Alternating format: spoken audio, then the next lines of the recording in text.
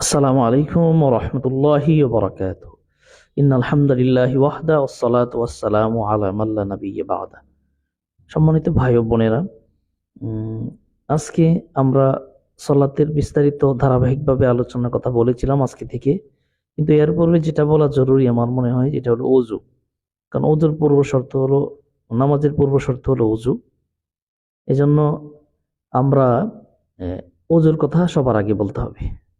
আর অজুতে মানুষের গুনাহ মাফ হয়, এটা জানলে আপনি ভালো করে অজু করার চেষ্টা করবেন, এটা আমার মনে হয়, বিশ্বাস রাখি আমি। তারপরে অজুর ভিডিও আজকে দিব, পরবর্তীতে সালাতের বিস্তারিত দিব ইনশাআল্লাহ। তো আসলে কেন অজু করব? দেখেন, একটা মানুষ অজু করে ৫ ওয়াক্ত সালাত যখন করে, এর পূর্বে অজু করে, তার গুনাহগুলো আসলে আল্লাহ ক্ষমা করে দিন। কিভাবে ক্ষমা হয়? আন উমামা তাবাহিলি আন উমামা রাদিয়াল্লাহু তাআলা আনহু قال قال رسول الله صلى الله عليه وسلم আইয়ুমা রাজুলিন ক্বামা ইলা উযুহি ইউরিদুস সালাত, যখন কোনো ব্যক্তি নামাজের উদ্দেশ্যে ওযু করে, গসালা কাফাইহি, তার হাতগুলো ধৌত করে।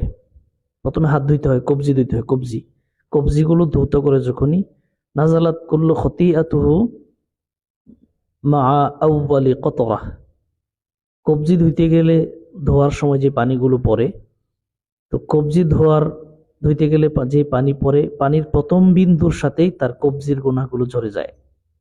সুবহানাল্লাহ, আল্লাহু আকবার।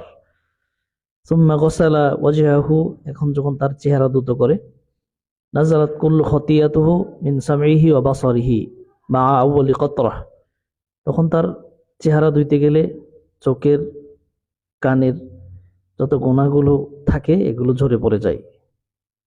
সুবহানাল্লাহ, সুবহানাল্লাহ, আল্লাহু আকবার। সুম্মা গসালা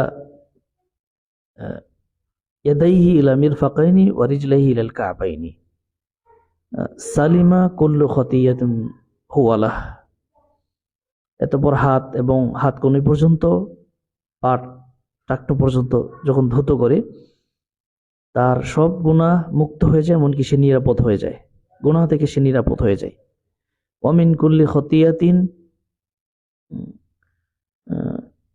কাহাইয়াতি ইয়াউমা ওয়ালাদাতহু উম্মুহু, তারপর সে যখন, তার প্রত্যেকটা যত গুনাহ আছে শরীরের অঙ্গ প্রত্যঙ্গের, সব গুনাহ থেকে এমনভাবে মুক্ত হয়, একটা বাচ্চা জন্ম নেওয়ার সময় যেমন নিষ্পাপ থাকে, সে এমনভাবে নিষ্পাপ হয়ে যায়। সুম্মা কওয়াদা কওয়াদা সালিমান, এরপরে যে অতিরিক্ত নামাজ পড়বে, অযুতে তো গুনাহ মাফ হয়ে গেল, এরপর যে নামাজ পড়বে, নামাজ পড়ে বসে থাকবে, সে